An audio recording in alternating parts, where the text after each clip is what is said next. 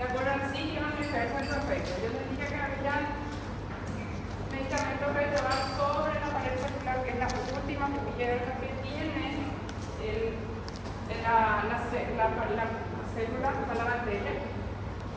Puede optar la membrana plasmática por dentro, la membrana citoplasmática, al ahí.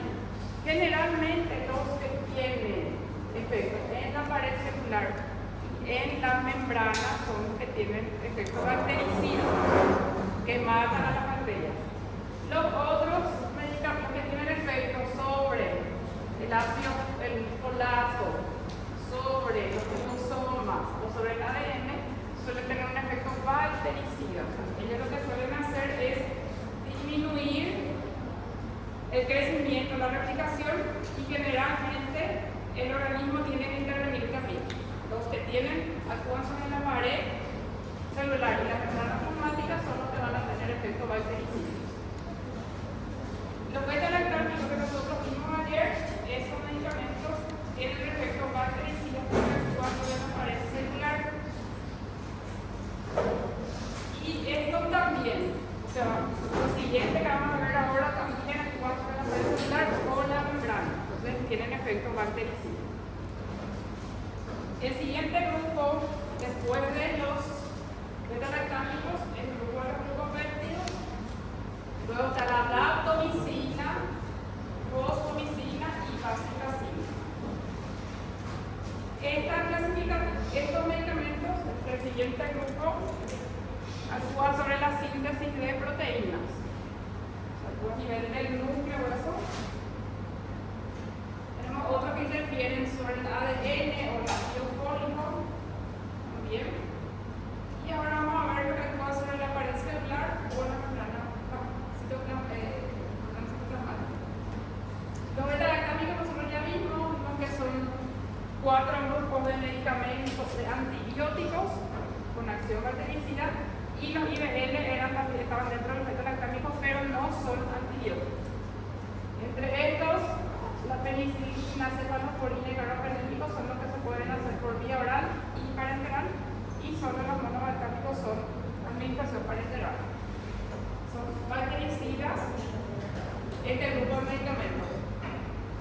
Tenían cobertura, silencio, sobre gran positivo, gran negativo y anaerobios. En general, todavía la clasificación, de acuerdo a cada grupo otra vez.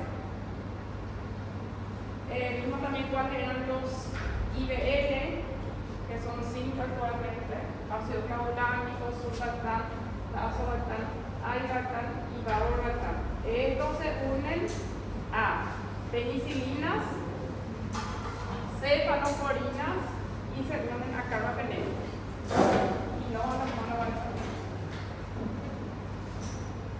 Las beta-lactamases que eran producidas por las bacterias para resistir a esos antibióticos.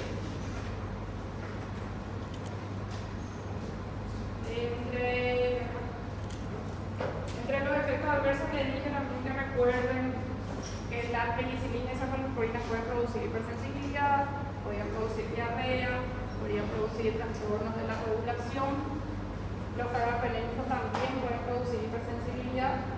El imipenem produce convulsiones, y los monobactámicos generalmente hasta ahora no se vio que presenten efectos adversos. Eso es lo que habíamos visto ayer. Ahora vamos a ver los glucopéptidos. Entre los glucopéptidos hay 2 antibióticos nomás: la vancomicina y teicoplatina. Esos son los 2 antibióticos que están dentro de los glucopéptidos. La vancomicina, que está disponible para administración inyectable y para administración por vía oral, y la teicoplatina. Estos medicamentos actúan sobre la pared celular y también tienen una acción bactericida por ese motivo. Solo tienen cobertura sobre gram positivos, no cubren bacterias que son gram negativas. El efecto que tiene sobre la pared celular es esto. Normalmente se forma así la pared celular, un enlace entre estos pentapéptidos se llaman, y lo que hace la vancomicina es afectar a la pared celular. Esto que está acá arriba es la vancomicina, entonces va a unirse acá y no va a permitir que se ensamblen las dos partes de la pared celular. Con eso debilita la pared celular y eso va a debilitar a la bacteria y se va a producir la lisis de la bacteria liberando su contenido. Entonces se produce la muerte de las bacterias por ese motivo, por la afectación de la pared celular. Ahí son dos los antibióticos que están ahí, que son tricoplatina y la vancomicina. Y la vancomicina, hay un tipo de gérmenes de bacterias que puede ser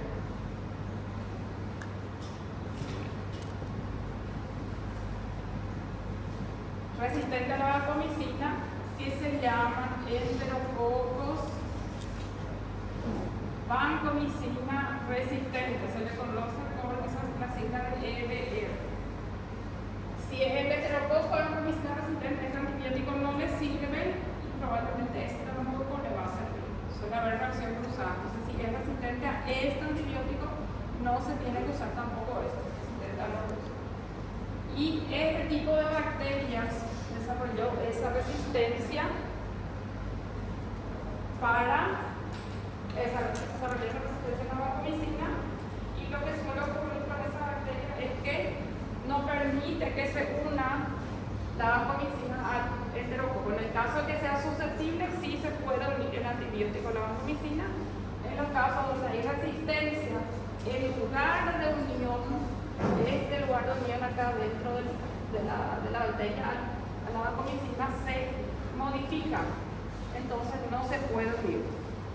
Vimos que uno de los mecanismos de resistencia puede ser también alteración en el sitio de acción. Entonces, el lugar donde se va a unir la vancomicina en ese tipo de bacterias, de enterococos, se altera y no permite que haga su efecto la medicación.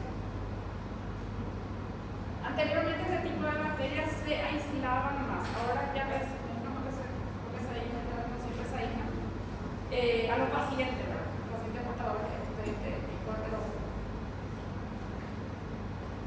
Y esto que está mencionando acá, si es resistente a la vancomicina, también va a ser resistente a la tricoplanina, entonces no usar. Hay que buscar otro tipo de antibióticos para el tratamiento. La vancomicina es un medicamento que tiene muchos efectos adversos. Estos efectos tienen que recordar. Puede producir nefrotoxicidad, o sea, alteración de la funcionalidad renal. Puede producir un síndrome que se llama síndrome del hombre rojo. Este que está acá. Síndrome del hombre rojo o el cuello rojo, que generalmente se ve en pacientes que reciben de forma rápida la vancomicina. Si no se hace, la vancomicina se tiene que hacer en 2 horas aproximadamente, se diluye y se hace en ese tiempo, entonces se tiene que hacer lentamente. Si se hace rápido, puede presentar este efecto que se asocia a la liberación de histamina. Produce esta alteración en toda la parte del cuello, la parte anterior y en la parte posterior también. Es el único antibiótico que produce ese efecto, entonces es algo característico de la vancomicina. Síndrome del cuello rojo o síndrome del hombre rojo. Va a producir, se produce por una liberación de histamina que se produce por la administración rápida del medicamento. Si presenta eso, no es que no puede recibir nunca más el paciente la medicación, tiene que poder recibir otra vez, pero con los debidos cuidados. Diluir bien, administrar directamente el medicamento. No es una reacción alérgica, sino una reacción que va a impedir su administración posterior. Solo tomar las debidas precauciones. Puede producir lesión del octavo par. ¿Con qué sentido se asocia el octavo par? Se puede producir alteración en la audición en el paciente. Puede producir neurotoxicidad con afectación en la audición del paciente, ototoxicidad. Pueden aparecer lesiones en piel, neutropenia, fiebre, febril. Lo que quiero que recuerden bien son estos 3 efectos. Nefrotoxicidad es un antibiótico que produce mucha nefrotoxicidad, el síndrome del hombre rojo y la afectación del octavo par con ototoxicidad. otro componente de ese grupo, la teicoplamina, y ese produce menos efectos adversos. Puede producir lesiones en piel, hematológica auditiva, pero menos efectos. No produce el síndrome del lóbulo rojo y no produce el nefrotoxicidad. Es el que va a producir. Estos primeros tres que están acá, recuerden bien que son efectos de los glucopéptidos, de la vancomicina. ¿Cuándo se va a usar? Cuando pensamos que el proceso infeccioso está producido, cuando en el sitio donde se está produciendo la infección, el proceso infeccioso puede ser producido por bacterias gram positivas. Solo bacterias gram positivas para eso sirven. Algunas bacterias que son multiresistentes, como meticilino resistente por ejemplo, enterococos también pueden producir cuadros graves. Y en este caso es primera línea de tratamiento en la infección por Clostridium difficile que producía la colitis pseudomembranosa. La colitis pseudomembranosa es un cuadro que afecta la parte intestinal, produce muchas deposiciones líquidas y generalmente se ve en pacientes que ya recibieron tratamiento antibiótico. Ese tratamiento antibiótico altera la flora intestinal y prolifera, en ese caso, Clostridium. Y si el diagnóstico se hace por buscando la toxina A y B en heces. Esa es la forma de hacer el diagnóstico de Clostridium difficile. Si se confirma el diagnóstico, se administra vancomicina por vía oral. El tratamiento de elección de la colitis es vancomicina por vía oral. La colitis vancomicina, pero por vía oral, porque lo que se busca es el efecto en la luz intestinal nomás. Es el efecto que va a producirse sobre la luz para eliminar las bacterias.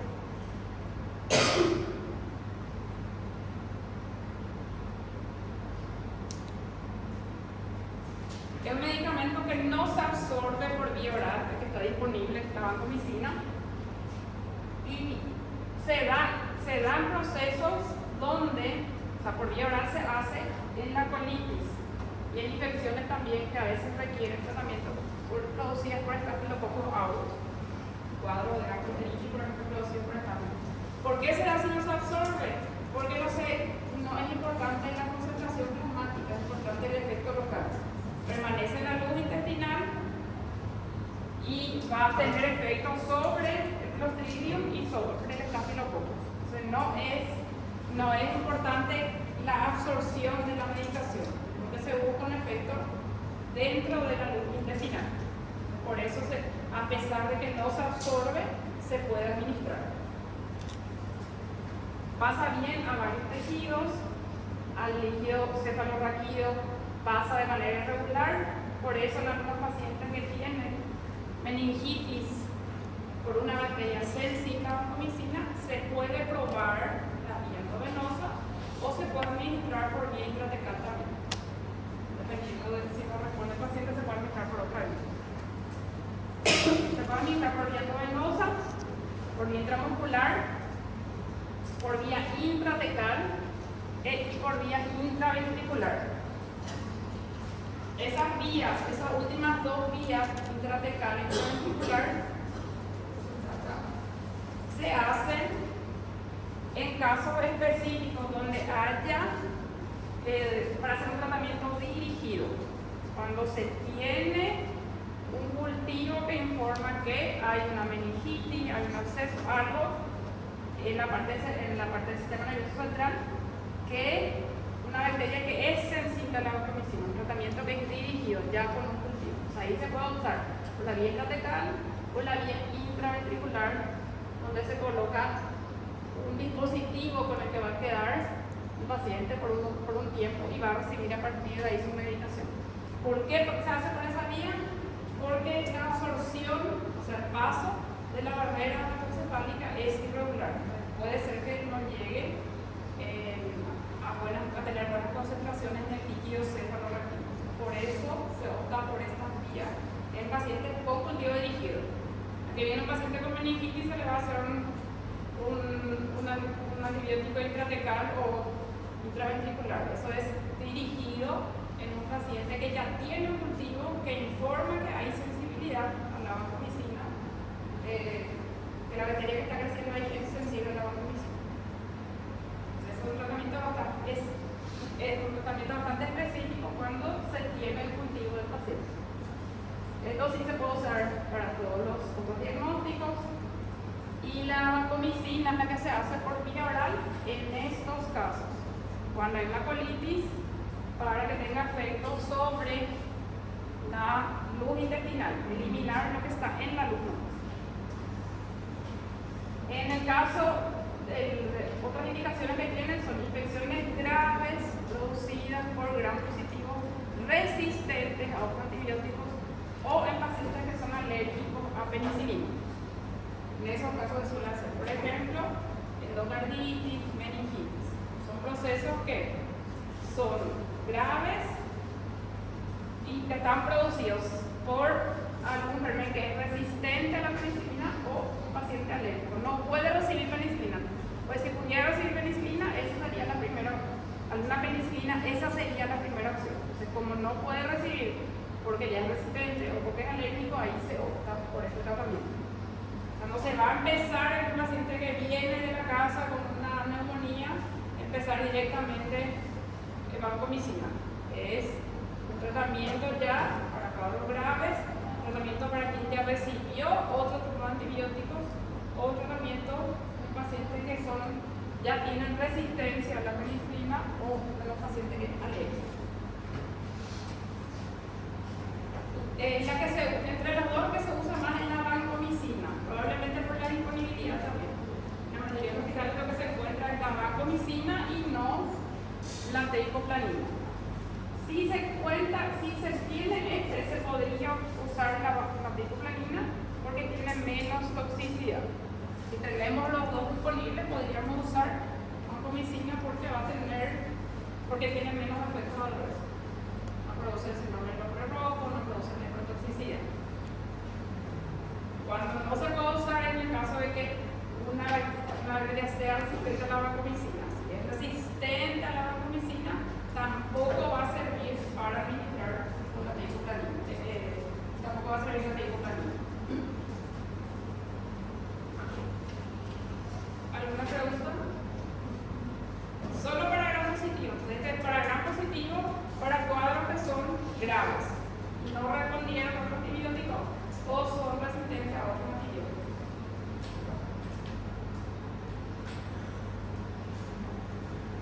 Acá muestra la dosis habitual que se suele hacer de la vancomicina y para un gramo endovenoso en un paciente con función renal normal, la se divide de 4 a 8 horas.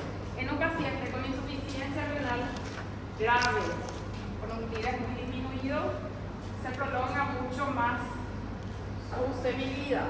Eso tanto con la vancomicina como con la teicoplanin. Se ve mucho más con la vancomicina que con la teicoplanin, pero se ve con los dos. Esto quiere decir que cuando el paciente tiene una insuficiencia renal se tiene que ajustar su medicación. Entonces, de recibir 1 gramo cada 12 horas el paciente o 500 miligramos cada 2 horas, tiene que pasar a recibir cada 2 días, cada 3 días, incluso cada 5 días. Cuando se hace tratamiento con este medicamento, puede llegar a tener un intervalo muy amplio de administración. No recibir todos los días, sino recibir cada 2 o 3 días o cada 5 días. En el caso de los antibióticos, ¿cómo se cuenta? Silencio. La administración, o sea, los días de antibiótico. Si el paciente recibe un medicamento cada 24 horas, esa primera dosis ya es su día 1. Segunda dosis va a recibir ya al día siguiente. Cuando el paciente recibe más de una vez, 2 veces por día o más, o sea, 12 horas, cada 8 horas, cada 6 horas, el primer día que reciben es su día 0, su día 1 va a ser recién al día siguiente. Entonces, si hoy recibe un paciente un medicamento que se indica cada 24 horas, hoy ya es su día 1. si es que recibe cada 12 horas, cada 8 horas, cada 6 horas, el día en que empezó es su día cero. Así se va a contar.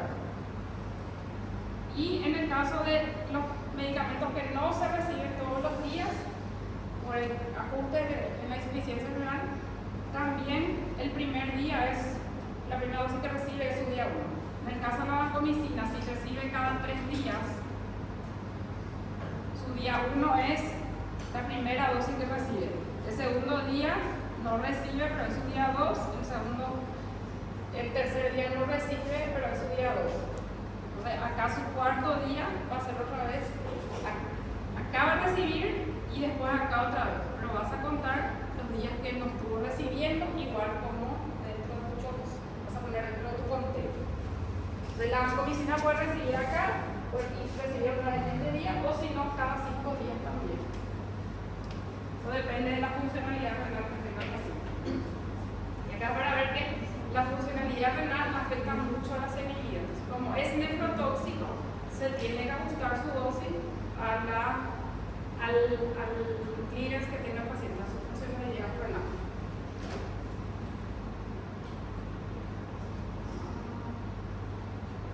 Y acá para recuperar más la colitis en los cuadros abdominales, el paciente que tiene colitis, gastroenteritis, o enterocolitis, se tiene que hacer por vía oral la medicación. No hace falta administrar por vía oral, ya es suficiente el tratamiento.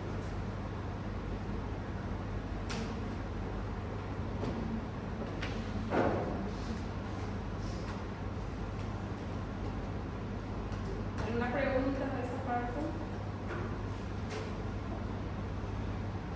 Otro antibiótico acá, este antibiótico normalmente se estudia de este grupo, es la daptomicina, que también actúa sobre la membrana, en este caso la membrana citoplásmica, como bien lo ocurre sobre la membrana y sobre la pared celular. Está solo disponible para administración inyectable, solo por vía venosa, y en infusión se hace este medicamento. No, es de otro grupo. Y ese, o sea, en la daptomicina solo se estudia daptomicina. Los grupos operativos son la vancomicina y la teicoplanina. Eso no. Es un medicamento que solo sirve también para gram positivos multiresistentes. Entonces, el perfil de cobertura es parecido a la vancomicina. Solo va a cubrir gram positivo y generalmente pacientes que sean también que tengan bacterias multiresistentes. Generalmente cuadros graves también es lo que se va a ver. Infecciones de piel, tejido blanco, celulitis, erisipela, tuberculosis, resistentes a otros medicamentos, endocarditis y bacteriemia. Estas son las indicaciones que están autorizadas para la administración de la daptomicina.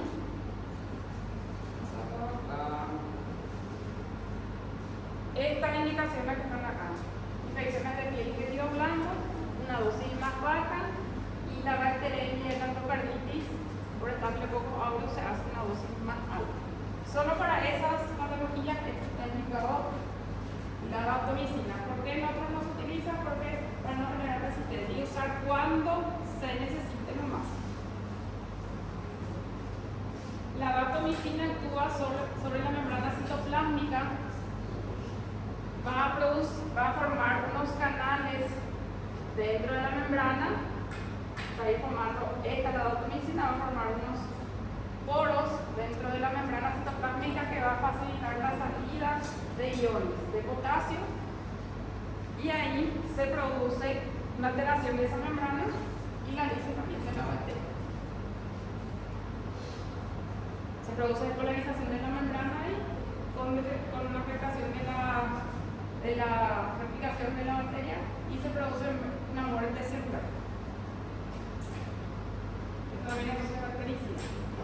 Y la daptomicina tiene un efecto que es muy particular, efecto adverso que es muy particular, que dos antibióticos nomás producen esta afectación.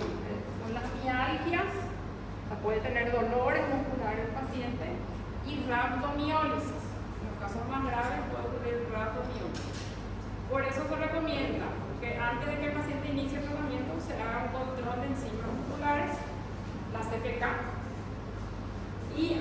semanalmente. ¿Por qué habla semanalmente? Porque probablemente este paciente que va a recibir antibiótico va a recibir por mucho tiempo, porque puede ser una infección complicada, porque la endocarditis tiene que recibir 4 semanas de medicamento, porque en una bacteriemia tiene que recibir varias semanas de tratamiento. Entonces se recomienda, antes de empezar el tratamiento, la administración, el control de las enzimas musculares y semanalmente, hasta que culmine el tratamiento del paciente. Ese es un efecto que es bastante característico, que solo 2 antibióticos producen, que es la mialgia y que en casos más graves la radiomielitis. Solo está disponible para administrar por vía parenteral. Solo se administra por esa vía. Y endovenosa, no intramuscular.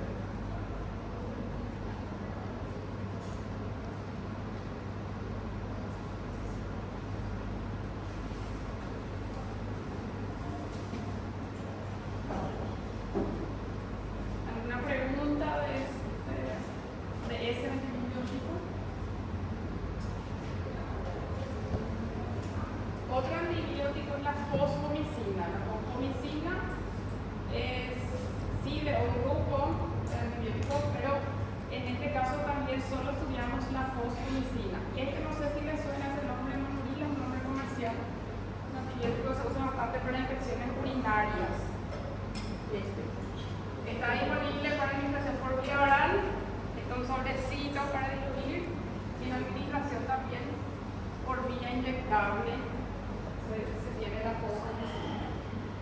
La fosfomicina tiene un mecanismo de acción similar a los demás, que es la acción sobre la pared celular, que también es bactericida, pero el espectro es diferente. Este tiene cobertura sobre gram negativo y sobre estafilococos aureus. Para lo que más se suele utilizar es para infecciones urinarias, es el uso que más se suele dar. Puede ser también infecciones producidas por gram negativo o estafilococos aureus, pero en general para infecciones urinarias creo que se suele utilizar este medicamento. Y tiene efectos adversos gastrointestinales, o sea, no tiene nada que sea característico de la fosfomicina, no es como la vancomicina que produce nefrotoxicidad o neurotoxicidad. Este produce efectos adversos gastrointestinales, pero no es algo característico. Y se puede administrar por vía oral y parenteral. Este medicamento se puede dar en embarazadas. Se puede administrar en embarazadas, seguro para su administración. Beta-lactámicos, fosfomicina y macrólidos se pueden dar en pacientes que son gestantes en general. En el embarazo de primera elección es beta-lactámicos. Primera línea, beta-lactámicos. ¿Una para saber cómo Sí, en ese caso sí. Pero en general, así, de forma general pueden recibir estos medicamentos, pero sí es en el caso de sífilis y penicilina, beta-lactámicos. Después se pueden hacer también la fosfomicina, o sea, se puede administrar a la paciente embarazada. Y otro grupo de antibióticos que se puede hacer también es el grupo de los macrólidos. Acá hay 2 medicamentos que están en ese grupo: acitromicina, con ese nombre que ya he escuchado hablar, y claritromicina.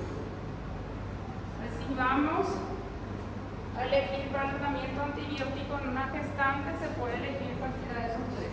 De preferencia beta-lactámico. ¿Cuándo vas a elegir otro? Por ejemplo, en pacientes alérgicos a la penicilina. Tiene una infección urinaria y es alérgica a la penicilina, le puede hacer fosfomicina. Tiene un cuadro respiratorio y es alérgica a la penicilina, le puede hacer acitromicina, claritromicina. Entre esas están las opciones para el tratamiento en pacientes gestantes.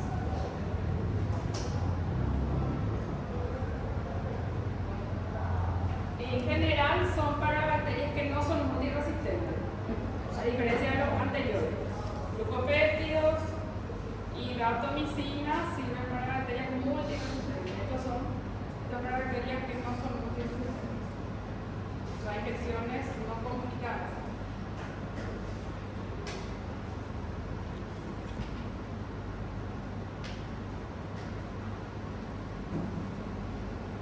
El mecanismo de acción también es sobre la pared celular. El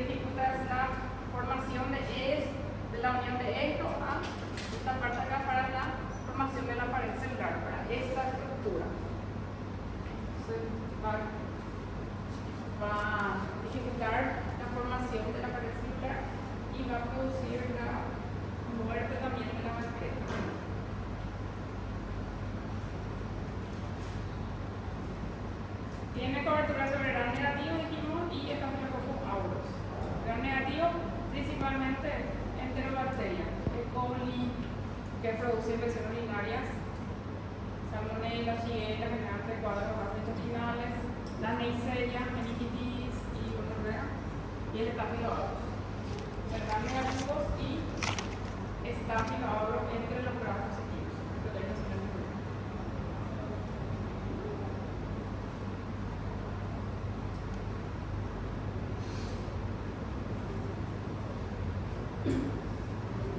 Otro antibiótico, también este normal que se ve en este grupo, es la bacitracina. Ahí están dos formas de presentación, inyectable y la forma de administración tópica. La forma que más se suele utilizar es la tópica, generalmente combinada con otros antibióticos. O sea, se suele usar para afectaciones o lesiones en la piel, casi siempre combinado con otros antibióticos. Esta forma se reserva solo para casos donde no tenemos otra opción de tratamiento o es resistente a otros tratamientos en la bacteria porque tiene mucho efecto nefrotóxico. La forma que más se suele usar es en lesiones de piel, en infecciones de piel en el paciente con la forma tópica de administración. Se puede administrar por vía parenteral y tópica, pero esta forma que está acá es la que más se suele hacer por este riesgo de nefrotoxicidad que es muy nefrotóxico, entonces se reserva solo para casos graves la administración parenteral. La administración tópica sí puede hacerse frecuentemente en infecciones de piel y también en los colirios se puede encontrar ese antibiótico. También solo sirve principalmente para bacterias gram positivas y algunos gram negativos. Gram positivo y gram negativo. Es principalmente utilizado para infecciones tópicas de piel, infecciones oculares en forma de colirio. Eso también, los que tienen nefrotoxicidad tienen que mejorar, los que tienen ototoxicidad, que tienen afectación muscular, los que tienen afectación cardiovascular también tienen que mejorar. Hasta ahí los medicamentos que actúan sobre la síntesis de la pared celular o bacteriana. Los beta-lactámicos que vimos ayer, los glucopéptidos que tienen efecto nefrotóxico, la vancomicina, por ejemplo, que produce el síndrome del hombre rojo, la daptomicina que produce afectación muscular, que no produce ninguna afectación específica, bacitracina sí, si se administra por vía parenteral produce nefrotoxicidad, se utiliza más para infecciones de piel. Estos son los antibióticos que actúan sobre la pared celular o sobre la membrana citoplasmática. Esos sí como grupos de medicamentos.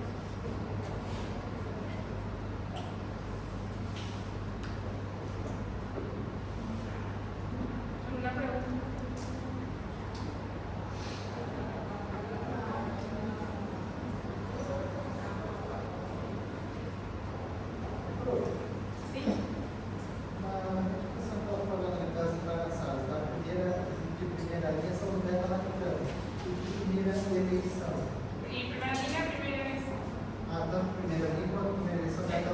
Esa es la misma cosa. Pero nosotros hacemos en castellano también así. Primera línea, primera lección es lo mismo. Sí, solamente el trámite. Si la paciente no es alérgica a los medicamentos, se elige entre esos primero.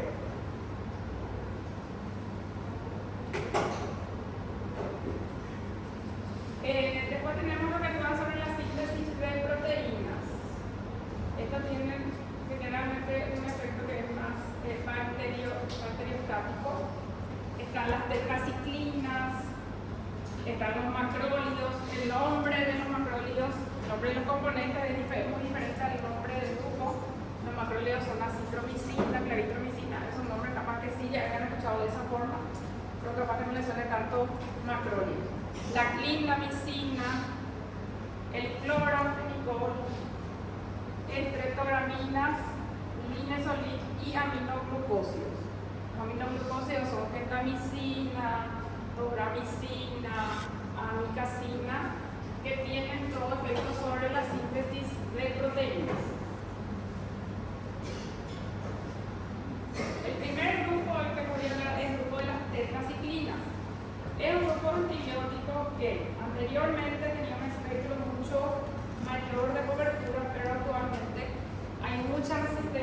a las tetraciclinas. Una de ellas es la tetraciclina, pues también la doxiciclina. Y es un medicamento que, a pesar de tener muy buen efecto en algunas infecciones, es un medicamento que produce mucho efecto adverso, entonces se suele reemplazar por otro grupo de medicamentos en vez de las tetraciclinas. Puede tener un efecto bacteriostático o bactericida, eso depende de la especie, de la bacteria. Tienen efectos sobre gram positivos, gram negativos y también tiene efectos sobre protozoos. Los otros que vimos no tenían efectos sobre protozoos. También puede tener cobertura sobre protozoos y sobre algunas bacterias intracelulares. Las bacterias intracelulares generalmente son difíciles también de tratar porque no todos los antibióticos consiguen tener una buena concentración dentro de la célula, sino que suelen tener más una concentración plasmática más alta. Entonces, no es fácil encontrar antibióticos que tengan una buena concentración intracelular y hay bacterias que son intracelulares. ¿Recuerdan alguna? Que sea intracelular. Pero no tiene cobertura sobre clamidia, por ejemplo, clamidia, riquecia, eso tiene una afectación, son intracelulares. Entonces son algunas bacterias como intracelulares. Entonces no es tan fácil encontrar antibióticos que tengan una buena concentración intracelular. Es un medicamento que es afectada la absorción del medicamento se afecta por varias sustancias, por alimentos, puede ser afectado por el consumo de alguna sal mineral. Cualquiera de estos minerales puede afectar su absorción. Si el paciente está tomando hierro, está tratando con hierro, aparte del proceso infeccioso, eso puede disminuir su absorción. Y tiene mucha interacción. Interacciones quiere decir que con otros medicamentos tienen efecto también usando con otro medicamento, o puede potenciar la acción del medicamento, o el otro medicamento puede tener efectos sobre el metabolismo de las tetraciclinas. Ayer les había dicho que generalmente los antibióticos pasan la barrera hematoencefálica cuando hay un proceso benigno. Y contradictoriamente los que pasan sin inflamación son los que son más tóxicos. Las tetraciclinas pasan bien sin que haya proceso infeccioso. O sea, va a llegar, aunque no se esté tratando una meningitis, puede pasar a líquido suprarrenal las tetraciclinas. Todos usam tipo ameboide, outras várias microcelulares, no caso? ¿Cómo? Todos usam tipo ameboide. Amebas, los flagelados también, son los protozoos, las módulos. Se pueden eliminar por casi todos los tejidos y secreciones, por orina, por bilis, por las lágrimas, por la saliva, por la leche materna. Se puede encontrar para administración por vía oral y parenteral, pero más frecuentemente se encuentra por vía oral. Actúa sobre la síntesis de proteína, o sea que actúa sobre la replicación de la célula, detiene esa replicación de la célula y en la mayoría de los casos es bacteriostático. Tiene efectos sobre gram positivo, gram negativo de pique, también algunos intracelulares, algunas bacterias anaerobias y acá los ojos Balantridium amebas, una moeba y esta moeba son amebas y Plasmodium, sobre eso tiene efecto.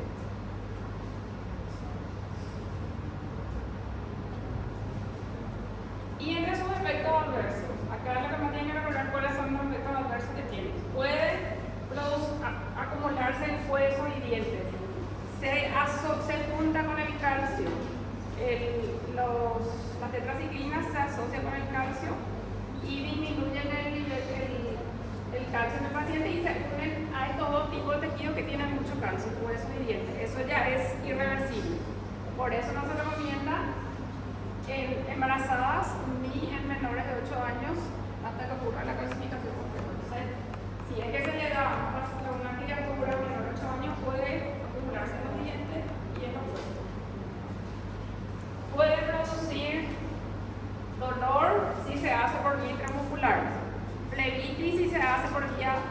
periférica. Superinfección altera la flora intestinal y puede producir diarrea. Puede producir afectación hepática, afectación pancreática, puede producir afectación renal, insuficiencia renal, y este es un síndrome que se produce cuando se consumen tetraciclinas que están vencidas. Es un síndrome específico que se produce por la tetraciclina y se puede producir si el paciente consume tetraciclinas que están caducadas o vencidas. Puede producir afectación también en las uñas, se rompen las uñas, se decoloran las uñas, le produce fotosensibilidad, o sea, cuando sale al sol el paciente puede tener lesiones en piel también. Puede producir afectación neurológica, empeorar la miastenia del paciente, lo que afecta a la acción de la acetilcolina. Puede producir vértigo y puede producir un síndrome de hipertensión endocrinal también en el paciente. Puede producir efectos farmacológicos también, alteración de cualquiera de las líneas celulares. ¿Cómo? ¿Varios? No, son frecuentes. Se acumulan acá en los dientes y le producen una coloración más grisácea. Eso ya no va a revertir, también es irreversible. Interacción con medicamentos. Pueden potenciar el efecto de algunos medicamentos, reducir el efecto de algunos medicamentos y también interacción con otros medicamentos, principalmente con anticonvulsivantes. Con eso tiene mucha interacción.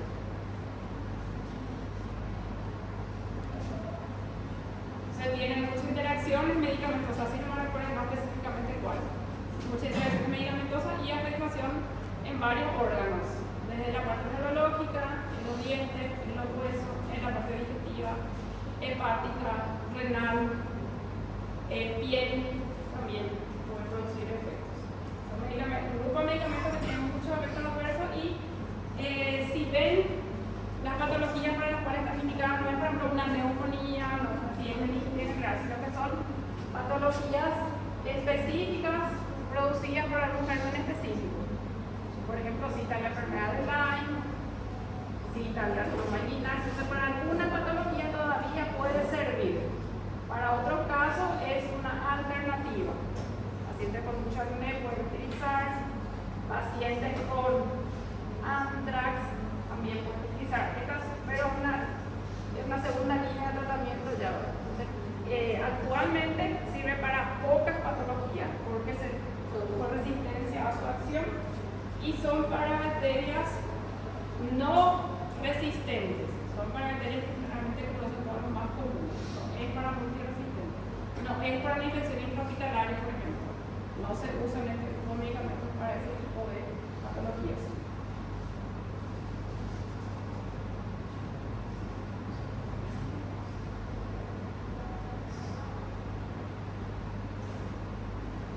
La tigecyclina es un derivado de las tetraciclinas. La tigecyclina es un medicamento que es más nuevo, solo se hace por vía inyectable y es un medicamento que es derivado de la tetraciclina pero tiene mucho menos efectos adversos.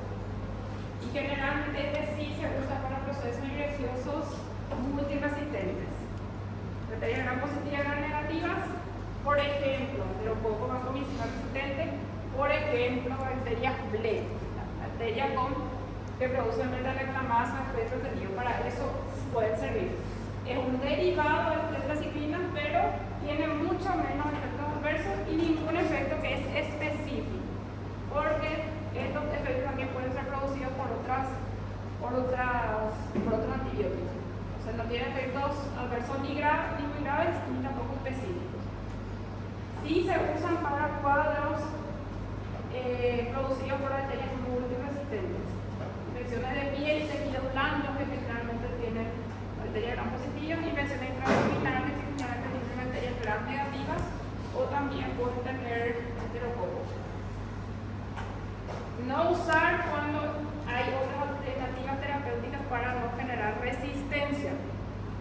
Hay una opción, por ejemplo, para LR o para B, pero no utilizar en un paciente que viene con un proceso infeccioso que todavía no recibió antibiótico, un proceso infeccioso de la comunidad, para que no se genere resistencia en esos pacientes.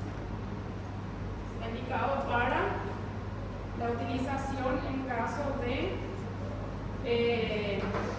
que no tengamos otra opción.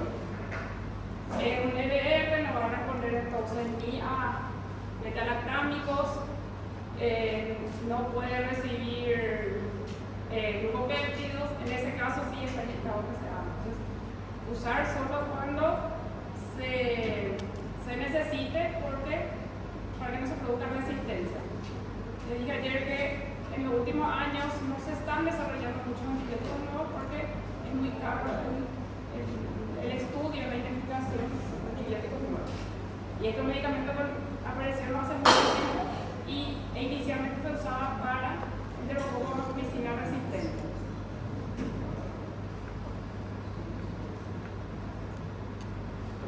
Si bien para bacterias que son gram positivas, gram negativas, generalmente casi todas multiresistentes.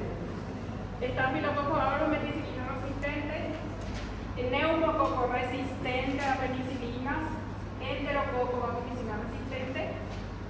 Y recuerden, estas dos bacterias también producen infecciones multiresistentes, infecciones hospitalarias, así como KPC, EBR, el Acinetobacter produce infecciones intrahospitalarias graves en pacientes que ya están en los hospitales o en las terapias. Y la Stenotropomonas maltophilia también, es también otra bacteria que se asocia a procesos intrahospitalarios. Este puede producir procesos, generalmente procesos neumónicos, este puede producir procesos infecciosos de varios sitios, infecciones, pueden ser infecciones respiratorias, pueden producir infecciones abdominales también, de varios sitios. Esos dos producen infecciones intrahospitalarias graves. Tiene cobertura sobre gérmenes que son PLE y tiene cobertura sobre anaerobios. Anaerobios también a veces son gérmenes que son difíciles de cubrir, no todos los antibióticos cubren los anaerobios. ¿En qué sitio nosotros tenemos? ¿En qué proceso infeccioso tenemos que pensar o cubrir con anaerobios? ¿En qué parte les parece? Puede haber en todos los lugares, pero en general, ¿en qué sitio nosotros tenemos que cubrir? ¿En qué procesos infecciosos? ¿Cómo? Abdomen, infecciones abdominales, infecciones ginecológicas, pueden tener bacterias que son anaerobias. Infecciones en pacientes diabéticos, necrosis y diabéticos, tenemos que cubrir anaerobios. En abscesos hay que cubrir anaerobios. Esos son procesos infecciosos donde se tiene que pensar en ese tipo de bacterias y cubrir. Y no todos los antibióticos tienen esa cobertura, por eso a veces es necesario combinar y administrar más de un antibiótico. Infecciones abdominales, la parte digestiva, infecciones urinarias, la parte genital también, infecciones de tipo absceso cerebral, acceso hepático, acceso a cualquier otro sitio y necrosis, sitios de necrosis. Esos sitios hay que cubrir. ¿Y el acceso que en cualquier tipo de acceso cerebral, odontológico, si tiene un acceso pulmonar, si tiene un acceso hepático, un acceso a la piel también. Todos hay que, en esos casos hay que cubrir bacterias que son anaerobias. esto tiene integração com uma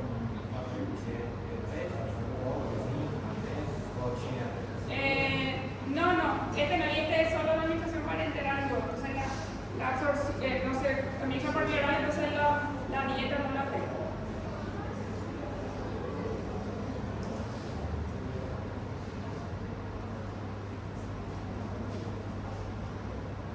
Los macrólidos son también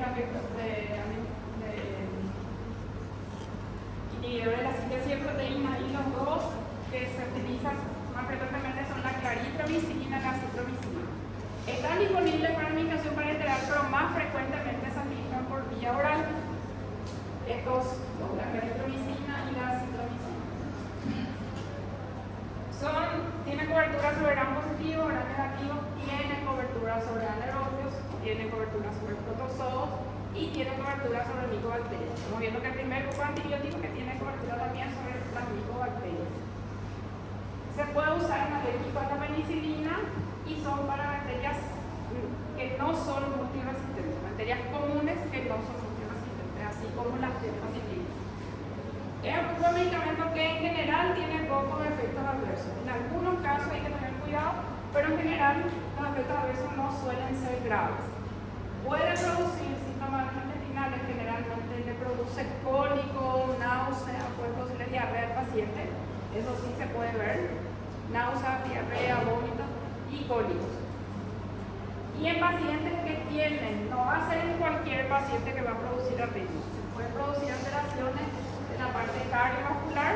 Yo les dije que también hay pocos que afectan a la parte cardíaca. Se puede afectar en pacientes que tienen los factores de riesgo, insuficiencia cardíaca, arritmias, paciente que ya tuvo infarto, por ejemplo. En esos casos, lo que suele producirse, o sea, tiene que tener algún motivo para desarrollar esta alteración del paciente, tiene que tener alguna afectación cardíaca. Se puede prolongar el QT, producir arritmias y producir este tipo de arritmia que se llama torsada de Coombs. En general, no se ve con mucha frecuencia esos efectos adversos graves, las arritmias, solo cuando el paciente tiene algún motivo para desarrollarlo, tiene alguna predisposición. Los gastrointestinales sí se pueden ver, eso sí puede verse en el paciente con cierta frecuencia. Y hay dos medicamentos acá que son diferentes en cuanto a la administración. La claritromicina se recomienda que se administre con las comidas. ¿Por qué? Porque se absorbe mejor ahí. La acitromicina se recomienda que se administre lejos de las comidas porque ahí se absorbe mejor. Entonces, si vos vas a aplicar claritromicina, lo que venga, por favor, que no están molestando. La claritromicina con las comidas se absorbe mejor. La acitromicina lejos. Tomar el medicamento y esperas bastante tiempo para consumir alimentos. Buenas tardes, permiso.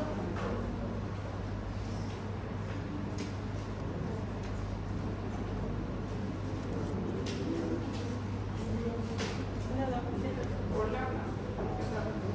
Buenas tardes.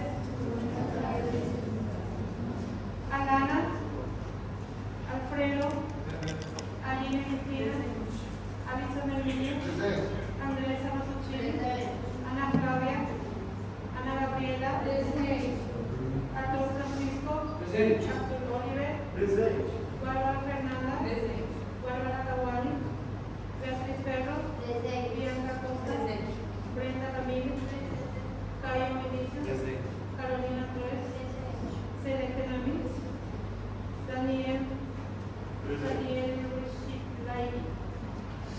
Daniel Suárez, Daniel Martín, David César, Eric Grey, Eduardo Marcolini, Eduardo Andrés, Eduardo Camargo, Edgar, Emerson, Erika, Esteban, María José, Ever Hugo, Franciele, Gabriela Díaz, Gustavo, Israel, Isabel,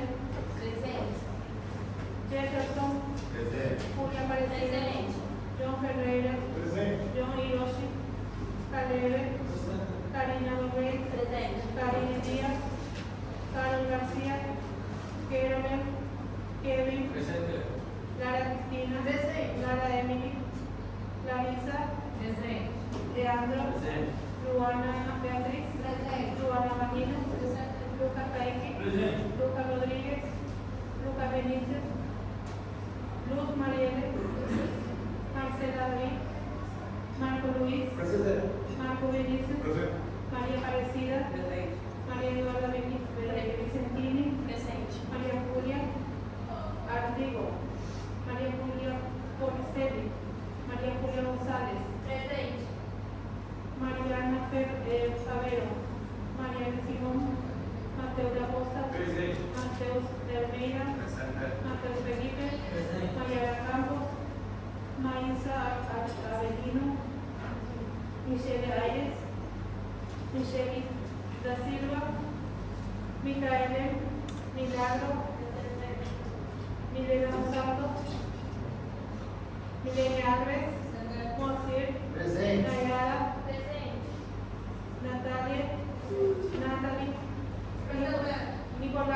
Omar, Patricia Costa, Patricia Satesco, Pedro Antonio, Pietro, Priscila, Rafaela Fernández, Rayane, Renan, Richard, Presente. Robert, Sabrina, Salomón, Samira, Estefanía, Tamiris, Tiago, Vinicius.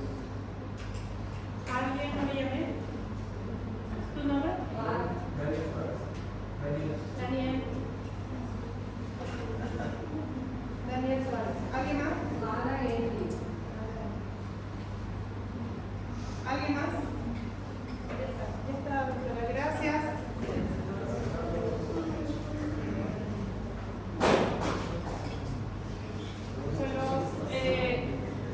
Los macrólidos se utilizan para infecciones que no son producidas por fenómenos multiresistentes. Como tienen cobertura sobre gran positivo y sobre gran negativo,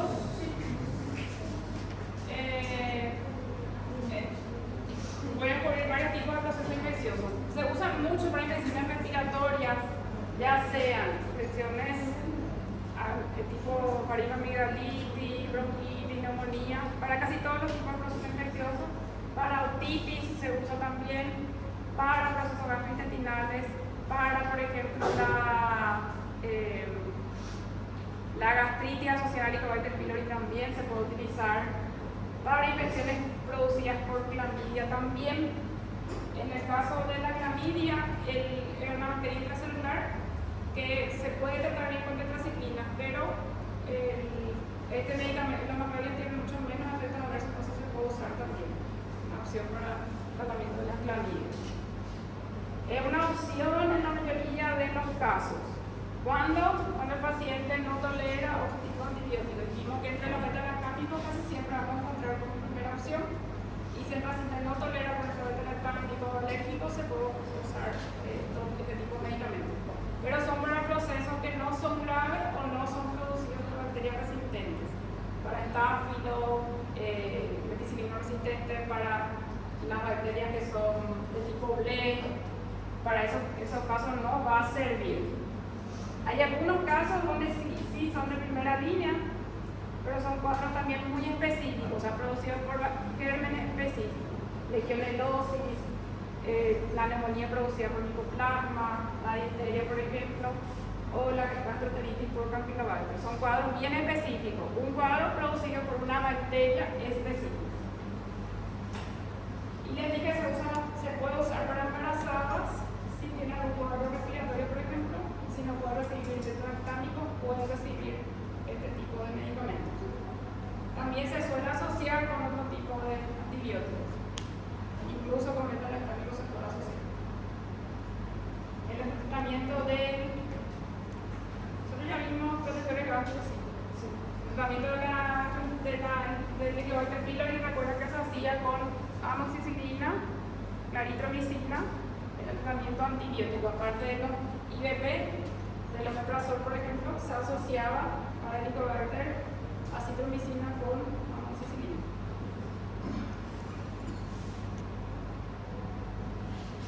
Se usa entonces para bacterias que no son multiresistentes.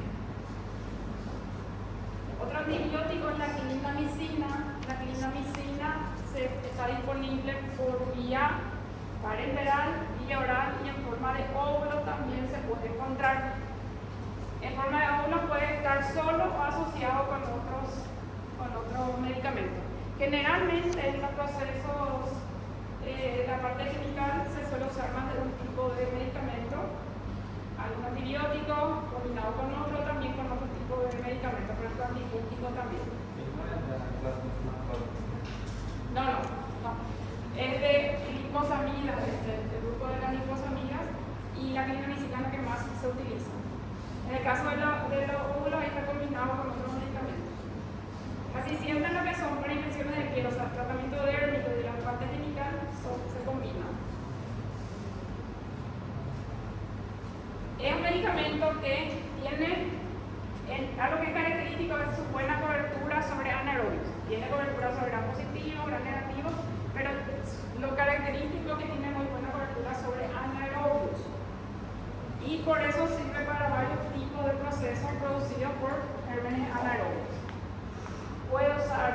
hipertensiones abdominales, que dijimos que tenemos que cubrir anaerobios, para colecciones o sesos, donde tenemos que cubrir anaerobios, para infecciones nefróticas, pacientes con pie diabético, por ejemplo, necrosis de algún dedo, para infecciones óseas, osteomielitis también se puede tratar con eso, y los abscesos. Entonces, donde hay anaerobios, a lo que es característico de la clindamicina es que tiene buena cobertura sobre eso. También puede ser una opción en caso de que un proceso infeccioso sea producido por gram positivos y el paciente sea alérgico a la penicilina. Y otra cosa que suele asociarse, la colitis pseudomembranosa puede ser producida por cualquier antibiótico que recibe el paciente, pero donde más, el medicamento que más se suele asociar al desarrollo es la clindamicina. El tratamiento se hace con vancomicina y se suele asociar a la producción de colitis la administración de clindamicina. Puede ser producida también por otros antibióticos, pero generalmente se asocia más a la administración. Un paciente que recibe clindamicina puede desarrollar una colitis pseudomembranosa. ¿Con qué se va a tratar? Con vancomicina.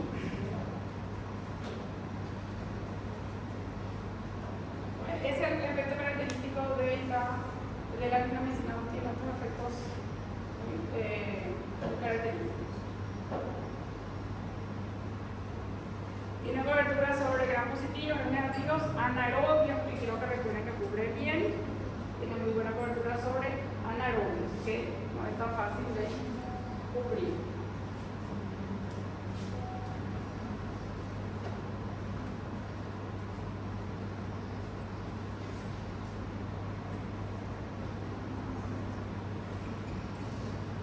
Otro antibiótico, hay también muchos medicamentos que son así sueltos, o sea que medicamentos específicos de un grupo. El cloramfenicol es del grupo de medicamentos denominados fenicoles.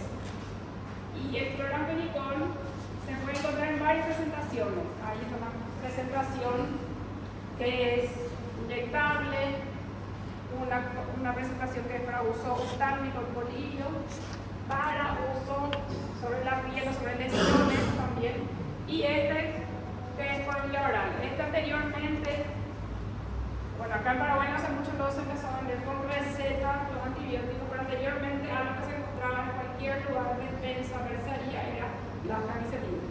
El paciente tenía algo, tomaba la camisetina o su macarrón. Tenía diarrea, tenía un dolor, tomaba eso. Y este medicamento es un medicamento que tiene muy buen espectro de cobertura.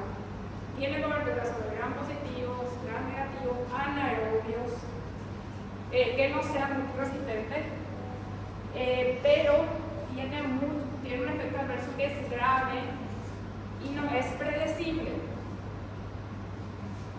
Tiene muy buena cobertura sobre gram positivo, gram negativo, anaerobios.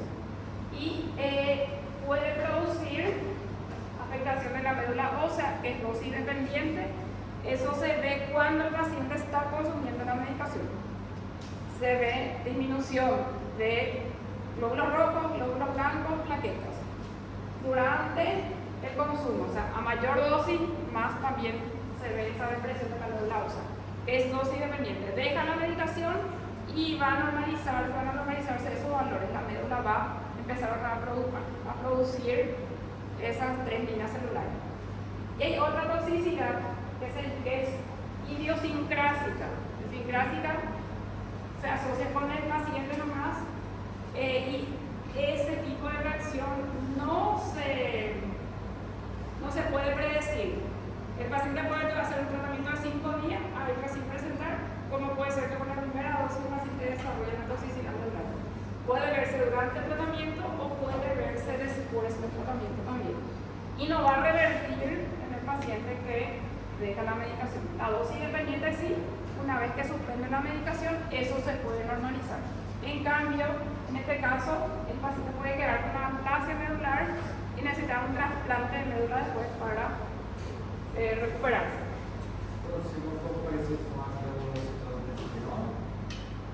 Pero la granulocitosis, el paciente después puede recuperarse también. En este caso, tiene que recibir, en este caso es la depresión de la médula con afectación de las 3 líneas.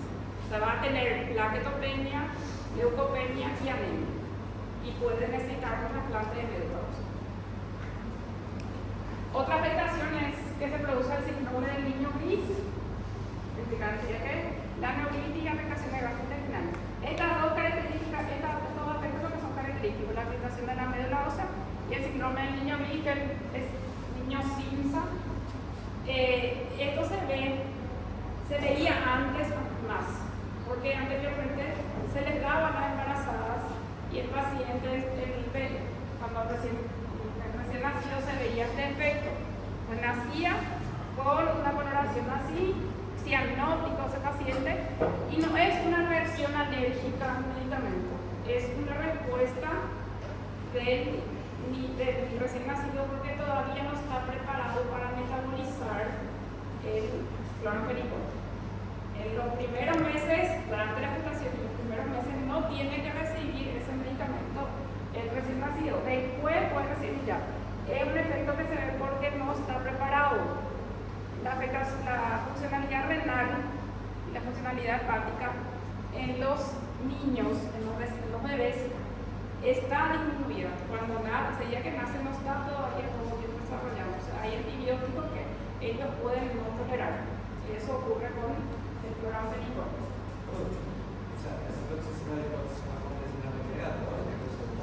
La medular idiosincrásica sí. Con un medicamento ya puede, con un comprimido ya puede ser suficiente para producirlo. Sí, se consume muchísimo. Puede ser, después de que se veía la eso que puede producirse, se limitó más su uso. Yo había tenido un paciente de 27 años, pero es que murió a consecuencia de eso. Él tomó porque su vecino le dijo que tome la medicación y se va a comprar en una despensa. Tomó y empezó a tener alteraciones, hizo una placa medular. En esa época no se hacía el trasplante. Se hacía el trasplante de otra persona y su hermano quería hacer el trasplante y no pudo llegar a hacerse, se complicó y falleció. Este presentó todo, él presentó aplasia medular por clorofenicol, él presentó convulsiones por imipenem, varias complicaciones por la medicación. El medicamento tiene muy buena cobertura sobre el grado positivo, grado negativo y general. Tiene cobertura sobre bacterias que otros no tienen muy fácilmente. Hemófilo, que suele producir procesos respiratorios, meningitis, salmonella, Shigella, brucela, que produce el cuadro de gastrointestinales, sobre estreptococcus, Neisseria también pueden cubrir, y todos los anaerobios. Tiene muy buena cobertura, pero es arriesgado darle al paciente por el riesgo que tenemos. ¿Okay? ¿Sabes qué va a pasar con ese paciente si va a tener la complicación? Y les dije hace rato que justamente los dos que son más tóxicos son los que pasan muy bien la barrera hematoencefálica. Tetraciclina, que tiene efectos adversos en casi todo el organismo, pasa muy bien la barrera hematoencefálica, y también el clorofenicol, incluso sin la inflamación, pasa muy bien el citocromo. Los otros antibióticos, beta-lactámicos, por ejemplo, atraviesan cuando está inflamado. Tiene una absorción cercana al 100%. Se da lo mismo darle por vía oral que darle por vía no venosa. Casi todo lo que administra por vía oral va a llegar a la circulación. Es lo mismo. Es opción, así como los macrólidos, es opción en la mayoría de los casos, porque por los efectos adversos que pueden producir. Sirve para cuadros neurológicos, para infecciones por anaerobios, para infecciones intestinales, para infecciones oculares. Recuerden que está disponible por administración oral, para administración por vía oral, parenteral, en forma de colirios para procesos oculares. Este no va a producir el efecto adverso de la clase porque la concentración no es muy alta que va a producir el paciente. Y esta combinación se usa en lesiones generalmente de brigada, así que no es lo que tienen unas caras delgadas, la amputación en heridas que están abiertas para que tienen que cerrar por segunda intención. O sea, se hacen desviamientos, se saca todo el tejido que está necrótico, toda la cara, y generalmente hay que esperar que cicatrice solo eso, pero se forma mucha fibrina. La colagenasa elimina la fibrina y el clorofenicol disminuye el riesgo de proceso infeccioso en esas zonas. Se usa mucho para lesiones abiertas, pacientes que sufrieron por ejemplo quemaduras y para evitar que eso se infecte.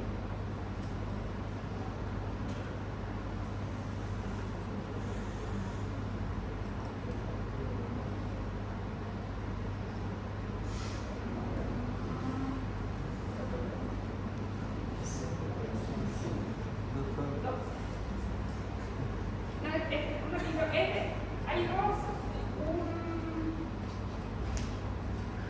hasta ahí les quiero dar, hasta ahí. Sí, nomás, ¿sí? Hasta ahí nomás. Ahí nomás, ¿sí? Porque el otro ya es, lo que viene después son muy largos, entonces esto es más rápido. Las espectrobraminas solo están disponibles para administración por vía parenteral y es el único antibiótico que tiene dos antibióticos de la misma clase asociados. No hay otro así. Si se administran solos, tienen efecto bacteriostático y si se administran juntos, tienen efecto bactericida. Acá hay dos antibióticos del mismo grupo. El grupo se llama espectrobramina. Uno es la quimopristina y el otro la dalcopristina. Y solo se administran juntos. No hay otro antibiótico que se administre de esa manera. Se le dan solamente juntos, solo por vía inyectada. Y solo cubre también gram positivos y multiresistentes, así como la atomicina, que se puede utilizar también para la atomicina y la acetacina, por ejemplo. Entonces tiene un efecto sobre bacterias gram positivas multiresistentes y es el único antibiótico que se administra con dos medicamentos, dos principios activos del mismo grupo.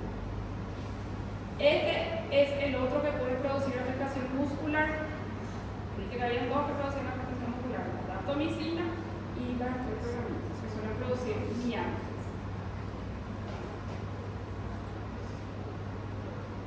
Y sirven para bacterias multiresistentes.